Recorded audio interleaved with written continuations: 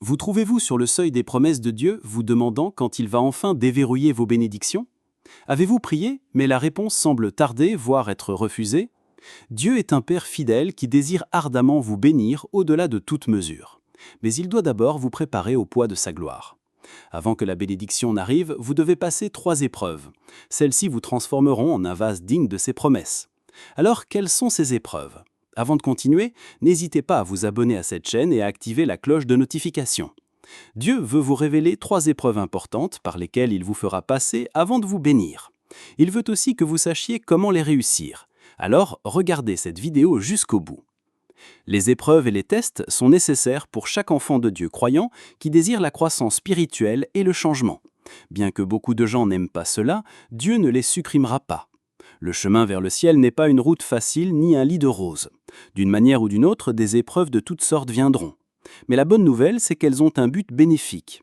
Le psalmiste a dit « Car tu nous as éprouvés, ô Dieu, tu nous as fait passer au creuset comme l'argent. Tu nous as amenés dans le filet, tu as mis sur nos reins un pesant fardeau, tu as fait monter des hommes sur nos têtes, nous avons passé par le feu et par l'eau, mais tu nous en as tirés pour nous donner l'abondance. » Ainsi, bien-aimés, Dieu vous permet souvent de traverser des difficultés et des obstacles pour faire jaillir quelque chose de bon en vous.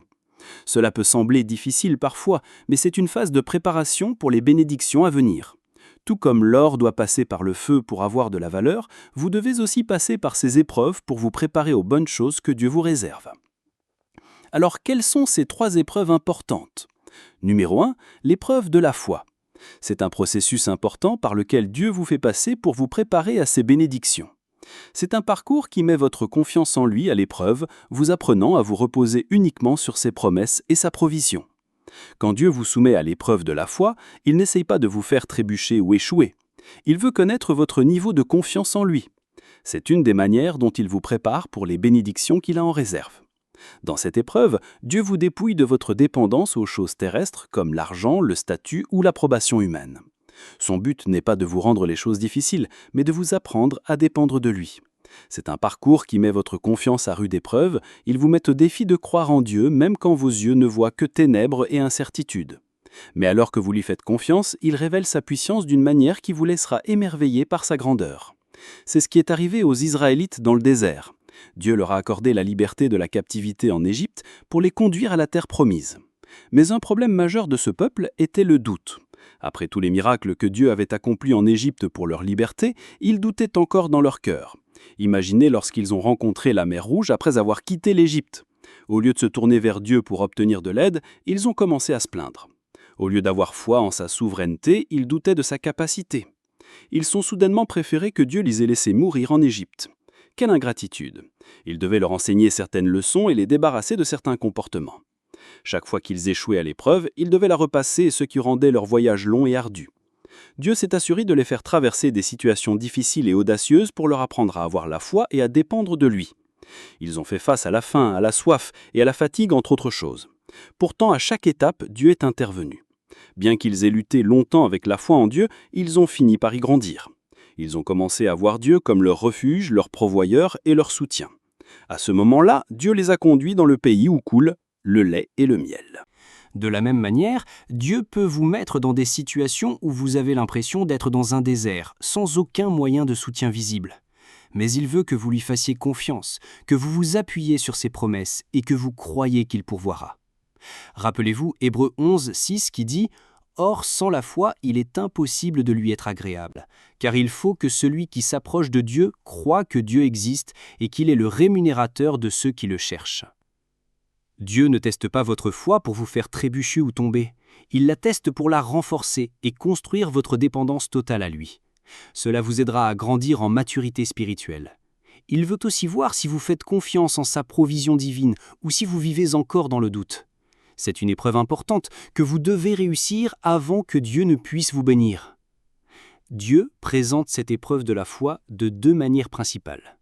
Premièrement, il vous donnera une tâche difficile. Une tâche qui vous ferait normalement murmurer et vous plaindre. Il vous demandera de faire quelque chose qui semble presque impossible et insensé. Rappelez-vous quand il a appelé Noé à construire l'arche alors qu'il n'y avait aucun signe de pluie. Ou quand il a dit à Abraham de quitter la maison de son père pour une terre qu'il ne connaissait pas. Ou encore quand Dieu a demandé à Moïse de délivrer son message à Pharaon. ce même Moïse qui avait tué un Égyptien et s'était enfui. Cela semblait être une mission impossible. Comment Moïse était-il censé affronter Pharaon avec son parler peu éloquent? Cela ne ferait-il pas de lui un objet de moquerie? Et si Pharaon se mettait en colère et décidait de le tuer? Toutes ces questions inondaient l'esprit de Moïse, mais il devait avoir la foi et y aller. Dieu ne vous demandera peut-être pas de construire une arche ou de quitter la maison de votre père pour une terre inconnue, mais il vous demandera d'accomplir une tâche ou d'atteindre un rêve que même vous pourriez juger impossible. Deuxièmement, il provoquera un changement majeur dans votre vie qui secouera votre monde. Cela pourrait être une perte d'emploi, un diagnostic médical grave ou une crise relationnelle. Il pourrait même s'agir d'une urgence financière ou de la perte d'un être cher, comme ce fut le cas pour Jean. Vous commencez à vous demander pourquoi de telles situations tragiques doivent vous arriver. Mais ces situations ne sont pas causées par Dieu. Il permet seulement qu'elles se produisent pour qu'il puisse tester et défier votre foi à travers elles. Dans de tels moments, votre réponse révèle votre confiance en la souveraineté de Dieu. Vous pourriez être tenté de paniquer, de perdre la foi ou de blâmer Dieu pour le malheur. Mais si vous choisissez de faire confiance en ses promesses de faire concourir toute chose à votre bien, vous démontrez votre foi en lui. Cela montre que votre foi ne dépend pas de vos circonstances, mais de Dieu. Cette foi vous soutiendra dans les moments difficiles et renforcera votre relation avec Dieu, comme ce fut le cas pour Abraham. Bien-aimé, la foi, ce n'est pas croire ce que l'on peut voir. C'est croire même si l'on n'a pas encore vu. Et il ne s'agit pas d'obtenir ce que vous voulez, mais d'obtenir ce que Dieu veut pour vous. Toute votre vie de croyant ou croyante est un produit de la foi, car vous croyez en un être immortel que vous n'avez pas vu. Rappelez-vous, en tant qu'achevant de Dieu, vous devez vivre par la foi, et non par la vue. Alors, lorsque vous traversez l'épreuve de la foi, souvenez-vous que Dieu est avec vous. S'il a permis que quelque chose que vous ne pouvez expliquer vous arrive, il y a une raison. N'oubliez pas que ces voies sont différentes des vôtres, mais qu'elles sont toutes pour votre bien. Il vous soutiendra, et de l'autre côté de l'épreuve, il vous bénira au-delà de mesure. Une chose que vous devez savoir, c'est que la foi signifie affronter l'avenir sans savoir ce qu'il réserve. C'est attendre un miracle sans savoir comment il se produira, parce que vous avez un Dieu qui peut tout faire. C'est la première épreuve que vous devez réussir avant que Dieu ne puisse vous bénir. Numéro 2. L'épreuve de l'obéissance. Quand Dieu vous demande de faire un pas d'obéissance, c'est souvent un tournant décisif dans votre parcours avec lui. C'est un moment de vérité qui révèle votre volonté de faire confiance à ses plans, même quand ils n'ont pas de sens. Ce chemin exige de l'humilité et la volonté de lâcher prise sur votre propre compréhension. C'est un processus crucial par lequel Dieu vous fait passer pour vous préparer à ses bénédictions. C'est un parcours qui teste votre volonté d'aller quand Dieu dit d'aller et de vous arrêter quand il vous l'ordonne. Tout cela peut être difficile ou illogique, mais vous devez obéir. Si quelqu'un vous demande de faire quelque chose qui va à l'encontre de votre raisonnement ou de vos désirs, votre esprit criera « Mais pourquoi ?» Imaginez un enfant de 4 ans qui joue par une journée ensoleillée et qui veut continuer à jouer, mais en tant que parent, vous l'appelez pour prendre un bain. Pour l'enfant, cette instruction peut sembler illogique. « Mais pourquoi je m'amuse tellement? Je ne suis pas sale !» Il pourrait résister et discuter, ne comprenant pas la raison de votre instruction. Mais vous savez qu'il a besoin d'un bain pour son hygiène et sa propreté, même s'il n'en voit pas la nécessité à ce moment-là. Votre instruction n'est pas basée sur les sentiments ou la compréhension de l'enfant. Il en va de même avec Dieu. Tout ce qu'il vous demande est d'obéir, même quand vous n'en voyez pas la nécessité. S'abandonner à Dieu et lui obéir avec humilité est une partie importante de votre parcours avec lui. Et en obéissant, il y a 4 points clés à surveiller. Premièrement, votre obéissance doit être éclairée. Ne sortez pas des instructions de Dieu pour faire un sacrifice afin de prouver votre amour pour lui. Restez toujours en phase avec Dieu. Comme le roi Saül, de nombreux chrétiens font pour Dieu des choses qu'il ne veut pas qu'on fasse. Dieu a donné au roi Saül une instruction simple, aller et détruire complètement les Amalécites. Au lieu de tenir compte des instructions de Dieu, il a écouté le peuple. Ils n'ont détruit que certaines choses et ont gardé des hommes dans le but de les sacrifier à Dieu, alors que ce n'était pas l'instruction de Dieu. Mais écoutez ce que le prophète Samuel lui a dit dans 1 Samuel 15, 22-23. Samuel dit « L'Éternel prend-il plaisir aux holocaustes et aux sacrifices, comme dans l'obéissance à la voix de l'Éternel? Voici l'obéissance vaut mieux que les sacrifices, et l'observation de sa parole vaut mieux que la graisse des béliers. Car la rébellion est aussi coupable que la divination, et la résistance ne l'est pas moins que l'idolâtrie et les théraphim. Puisque tu as rejeté la parole de l'Éternel, il te rejette aussi comme roi. La vérité est que Dieu ne promet de bénir aucun acte qui ne correspond pas à ses instructions, quelle que soit l'excuse que vous donnez. Les instructions de Dieu restent inchangées. Deuxièmement, votre obéissance doit être intentionnelle, donc vous devez être volontaire et humble. Dieu ne vous forcera jamais à lui obéir, alors ne le faites pas à contre-cœur. Dieu rejettera cela. Quand le prophète Élie est venu chez la veuve de Sarepta, elle expliquait sa situation. Néanmoins, il a insisté pour qu'elle lui apporte une part de son dernier repas. Elle aurait pu se dire quel genre de prophète est cela sans conscience. Il y a beaucoup d'autres maisons où il pourrait trouver de la nourriture, alors pourquoi faut-il que ce soit chez moi ? Mais elle n'a jamais pensé à tout cela. Elle est allée préparer son repas et l'a apporté. Finalement, son obéissance intentionnelle a ouvert les portes du ciel pour elle. Si elle avait refusé de servir le prophète Élie, personne ne l'avait questionné. Mais elle l'a fait quand même. C'est ainsi que Dieu fonctionne. Troisièmement, votre obéissance doit être immédiate, sans hésitation. Quand Dieu dit « va », levez-vous immédiatement. Abraham a fait face à cette épreuve d'obéissance immédiate quand Dieu lui a demandé de sacrifier son fils Isaac, le même enfant qu'il avait attendu pendant des décennies. Pouvez-vous imaginer la lutte ? Pourtant, Abraham a choisi d'obéir. Il n'a pas demandé à Dieu où, ni exigé une explication de sa part avant d'obéir. La Bible dit « Abraham se leva de bon matin, sella son âne ». Il n'a pas hésité à faire ce que Dieu lui avait ordonné, ni attendu de voir si Dieu changerait d'avis. Cet acte d'obéissance a marqué un tournant dans la vie d'Abraham. Il a ouvert les portes pour que les promesses de Dieu se déversent sur lui. La procrastination est une autre forme de désobéissance. Pourtant, beaucoup de gens continuent de s'y adonner. Si Dieu vous dit de dire, de faire ou de donner quelque chose, n'attendez pas. Enfin, votre obéissance doit venir du cœur. Ne soyez pas réticente ou réticent et n'essayez pas de discuter avec Dieu de ses instructions. Mais Dieu, ne serait-ce pas mieux comme ça ? La façon dont tu veux que ce soit fait sera difficile. Non. Quand Dieu vous ordonne de faire quelque chose, c'est parce qu'il sait que vous en êtes capable.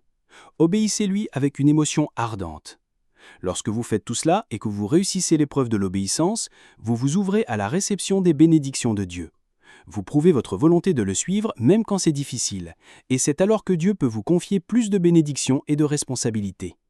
Deutéronome 28, 1 à 2 dit « Si tu obéis à la voix de l'Éternel ton Dieu, en observant et en mettant en pratique tous ces commandements que je te prescris aujourd'hui, l'Éternel ton Dieu te donnera la supériorité sur toutes les nations de la terre. Voici toutes les bénédictions qui se répandront sur toi et qui seront ton partage lorsque tu obéiras à la voix de l'Éternel ton Dieu. » C'est un critère pour recevoir les bénédictions de Dieu. Rappelez-vous l'hymne qui dit « Fais confiance et obéis, car il n'y a pas d'autre moyen d'être heureux en Jésus que de faire confiance et d'obéir. » Pendant que vous faites confiance à Dieu, obéissez-lui sans vous retenir ni faire marche arrière. Sachez toujours que l'obéissance ne consiste pas seulement à gagner l'approbation de Dieu. Il s'agit aussi d'approfondir votre relation avec lui et d'aligner votre volonté sur la sienne. Ainsi, face à l'épreuve de l'obéissance, choisissez de faire confiance et de suivre la direction de Dieu. Il récompensera votre fidélité et vous expérimenterez la joie de marcher dans ses bénédictions. Numéro 3. L'épreuve de l'attente et de la patience. Avez-vous déjà eu l'impression que Dieu mettait trop de temps à répondre à vos prières ? Peut-être attendez-vous depuis ce qui vous semble une éternité. À un moment donné, vous pourriez vous demander s'il écoute même. J'espère que vous vous souvenez encore qu'un retard n'est pas un refus. L'épreuve de l'attente et de la patience est un parcours que beaucoup de gens affrontent. À travers cela, Dieu teste votre niveau de persévérance et vous apprend à attendre et à ne pas être pressé. Dans cette saison d'attente, il est facile de se sentir frustré, dubitatif et craintif. De nombreuses questions peuvent inonder votre esprit, comme « Pourquoi cela prend-il si longtemps ? Dieu m'a-t-il oublié ? Est-il même capable de tenir ses promesses ?» Mais au milieu de ces doutes, Dieu travaille à renforcer votre foi. Il vous prépare à quelque chose de plus grand que ce que vous pouvez imaginer. La véritable signification de la patience, telle que la Bible la décrit, est de souffrir longtemps. Cela pour vous dire que la patience ne consiste pas seulement à attendre plusieurs mois ou années pour quelque chose. C'est l'attitude que vous adoptez pendant l'attente. Vous réveillez-vous chaque jour en murmurant et en vous plaignant que Dieu n'est pas fiable ? Ou vous rendez-vous toujours au lieu de prière pour l'apprécier et lui rappeler vos requêtes en attente ? Quand vous avez un esprit persévérant, cela signifie que vous êtes persistant à travers une douleur prolongée sans vous plaindre. Joseph a attendu 25 ans l'accomplissement de la promesse de Dieu d'avoir un fils. 25 longues années. Pouvez-vous imaginer la frustration, le doute et la peur qui ont pu s'installer ? Rappelez-vous que c'est Dieu qui avait promis de lui donner un fils, et pourtant il a tardé. Au milieu de tout cela, Abraham a choisi de faire confiance à la promesse de Dieu. Sa foi lui a valu d'être reconnu comme juste. Après avoir attendu si longtemps, Dieu a accompli sa promesse envers lui. Psaume 37, 7 à 9 dit « Garde le silence devant l'Éternel et espère en lui. Ne t'irrite pas contre celui qui réussit dans ses voies, contre l'homme qui vient à bout de ses mauvais desseins. Laisse la colère, abandonne la fureur. Ne t'irrite pas, ce serait mal faire. Car les méchants seront retranchés et ceux qui espèrent en l'Éternel posséderont le pays. » Certaines personnes ont du mal à attendre Dieu parce qu'elles veulent les choses rapidement. Elles ne supportent pas les moqueries des gens et se lassent d'attendre Dieu, alors elles cherchent d'autres issues. Mais pour un croyant, cela ne devrait pas être le cas. Le psalmiste a dit « Espère en l'Éternel, fortifie-toi et que ton cœur s'affermisse. Espère en l'Éternel. » Il n'a pas seulement dit d'attendre, mais dans votre attente, vous devez être fort et prendre courage. Joseph a attendu plusieurs années en esclavage avant de devenir un chef en Égypte. Ce furent des années de difficulté et de silence de la part de Dieu. Il a enduré toutes sortes de tortures et de malheurs, mais a continué à tenir bon. Et vous pouvez voir que sa patience l'a conduit à une position de grande influence et de bénédiction. Imaginez s'il avait décidé de chercher un chemin facile vers le succès. Il savait déjà que Dieu le destinait à être grand. Cela aurait pu être une bonne excuse pour lui d'essayer d'accélérer son succès. Pourtant, il a attendu. Il a souffert, mais a aussi enduré. Et que dire de Job? Cet homme est passé de la grâce au dénuement total en une fraction de seconde. Il a tout perdu, y compris sa famille et sa bonne santé, dans une manière inexplicable. Mais au milieu de toute la douleur et du tourment du diable, il a attendu Dieu. Il ne savait pas comment il en était arrivé là, ni comment Dieu l'en sortirait. Pourtant, il a attendu. Habakkuk 2, 3 dit « Car c'est une prophétie dont le temps est déjà fixé, elle marche vers son terme et elle ne mentira pas. Si elle tarde, attends-la, car elle s'accomplira certainement. » Quand Dieu vous fait passer par l'épreuve de l'attente et de la patience, cela ne signifie pas qu'il vous refuse ses bénédictions. Il vous prépare à quelque chose de plus grand que ce que vous pouvez imaginer. Si vous plantez une semence de manguier, l'arracherez-vous au bout d'un an parce qu'elle n'a pas encore commencé à porter du fruit? Bien sûr que non. Une semence de manguier a besoin d'années pour devenir un arbre avant de porter du fruit. Et cela ne s'arrête pas là. Vous devez attendre que le fruit mûrisse avant de le consommer. Mangeriez-vous un fruit vert parce que vous ne pouvez pas attendre qu'il mûrisse? Pensez-y. Si vous n'abandonnez pas l'attente de Dieu, vous obtiendrez la récompense. Les meilleures choses de la vie valent la peine d'attendre. Alors n'abandonnez pas.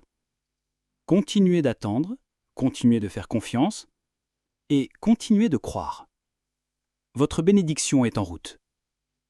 Chers croyants, chères croyantes, ce sont 3 épreuves auxquelles vous ne pouvez échapper sur votre chemin vers une percée. Avant que Dieu ne puisse vous bénir, vous devez les réussir. Elles sont comme les tests et les examens qu'un étudiant passe pour se qualifier pour le niveau suivant. Donc, au moment où vous remarquez que ces choses se produisent dans votre vie, sachez que Dieu veut vous bénir. Maintenant, la question est: que s'attend Dieu à ce que vous fassiez face à ces épreuves? Vous savez, ce ne sont pas de simples tests. Ils sont enracinés spirituellement et nécessitent que vous soyez délibéré et prudent. Voici donc ce que vous pouvez faire pour vous assurer de réussir ces épreuves. 1. Restez connecté à Dieu par la prière. La prière, c'est comme respirer. C'est important pour la croissance et la survie spirituelle. Quand vous priez, vous ne parlez pas seulement à Dieu. Vous déversez votre cœur, vos craintes et vos désirs à celui qui vous aime le plus. Cela contribue grandement à renforcer votre relation avec lui. Philippiens 4, 6 et 7 dit « Ne vous inquiétez de rien, mais en toute chose, faites connaître vos besoins à Dieu par des prières et des supplications avec des actions de grâce. Et la paix de Dieu, qui surpasse toute intelligence, gardera vos cœurs et vos pensées en Jésus-Christ. » Dieu n'est pas comme un maître inaccessible. Il est un père et un ami. Et il garde la porte ouverte pour que vous puissiez vous présenter devant lui à tout moment. Jésus a enseigné à ses disciples comment prier en disant « Demandez et on vous donnera. Cherchez et vous trouverez. Frappez et on vous ouvrira. » Cela montre que Dieu veut que vous veniez à lui avec vos requêtes, vos désirs et tout le reste. Il veut vous entendre. Cette écriture dit que la paix de Dieu gardera votre cœur et votre esprit. Ceci n'est possible que lorsque vous communiquez avec Dieu, lorsque vous lui demandez de vous aider, de vous fortifier dans votre saison d'attente et de vous guider, il n'hésitera pas. Mais lorsque vous ne le cherchez pas, cela signifie que vous pensez avoir tout ce qu'il faut pour traverser les épreuves que vous affrontez. Dieu honore la persistance dans la prière, et il la récompense également. 2. Fuyez le péché et recherchez la croissance spirituelle. En attendant les bénédictions de Dieu, il s'attend aussi à ce que vous vous détourniez du péché et recherchiez la croissance spirituelle. Cela signifie vous détourner de tout ce qui entravera votre relation avec lui. En faisant cela, poursuivez une connexion plus profonde avec lui. Pensez-y comme à un jardin. Vous devez enlever les mauvaises herbes qui représentent le péché. Cela fera de la place pour que les belles fleurs de la croissance spirituelle s'épanouissent. Lorsque vous fuyez le péché et recherchez la croissance spirituelle, vous créez de l'espace pour que Dieu agisse dans votre vie.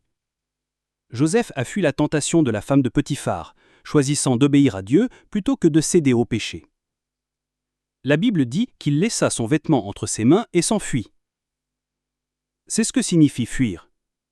La Bible ne dit pas de s'éloigner ou de ramper, elle dit de fuir. Soyez intentionnels quant aux compagnies que vous fréquentez. Soyez attentifs aux médias que vous consommez et aux pensées que vous entretenez. Tout cela aura un impact sur vous. Choisissez d'étudier et d'obéir à la parole de Dieu, même quand c'est difficile.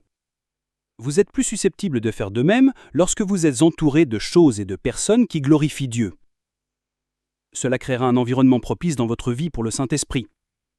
En retour, vous grandirez et mûrirez spirituellement. Rappelez-vous, la croissance spirituelle est un voyage de toute la vie, et il est normal de le faire un pas à la fois. Mais n'arrêtez pas d'avancer. Continuez à chercher Dieu, fuyez le péché et continuez d'agrandir dans votre foi. Cher enfant de Dieu, Jacques 1, 12 dit « Heureux l'homme qui supporte patiemment l'épreuve, car après avoir été éprouvé, il recevra la couronne de vie que le Seigneur a promise à ceux qui l'aiment. » Êtes-vous prêt à endurer ou voulez-vous abandonner avant même de commencer? Les athlètes de classe mondiale, lorsqu'ils s'entraînent pour les Jeux olympiques, passent des heures à s'entraîner. Ils surmontent la douleur et l'inconfort en préparation pour les plus grandes compétitions. Ils peuvent parfois avoir l'impression d'échouer, mais l'entraîneur sait que l'entraînement renforce leur force et leur endurance. Dans cette course chrétienne, Dieu est l'entraîneur. Il vous fait passer par des défis parce qu'il a quelque chose d'incroyable en réserve pour vous. Vous ne le voyez peut-être pas maintenant, mais il vous prépare à un avenir plus grand et plus brillant. Tenez bon et vous recevrez les récompenses en temps voulu si vous ne défaillez pas. Prions ensemble.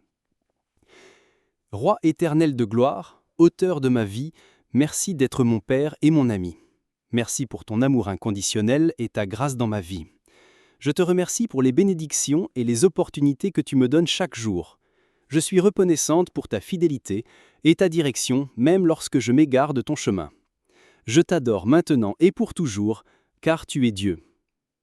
Je me repens de mes péchés, Seigneur. Je suis désolé pour les fois où j'ai désobéi à tes commandements et ignoré ta voix. Je suis désolé pour les fois où j'ai mis mes désirs au-dessus de ta volonté. Pardonne-moi, Seigneur, et purifie-moi de toute iniquité. Merci pour ta miséricorde et ton pardon. Merci pour le don du salut par Jésus-Christ.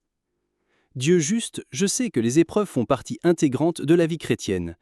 Ces défis aident ma foi à devenir plus forte. Bien que je ne puisse pas les éviter, avec ton aide, je peux y faire face. S'il te plaît, aide-moi à reconnaître quand tu me testes. Quand les choses semblent trop lourdes à porter, rappelle-moi que tu es toujours à mes côtés. Donne-moi la force de continuer et de ne pas abandonner. Aide-moi à te faire confiance et à compter sur ta grâce pour me faire traverser. Aide-moi à soumettre ma volonté à la tienne et à suivre tes commandements, même quand ils n'ont pas de sens.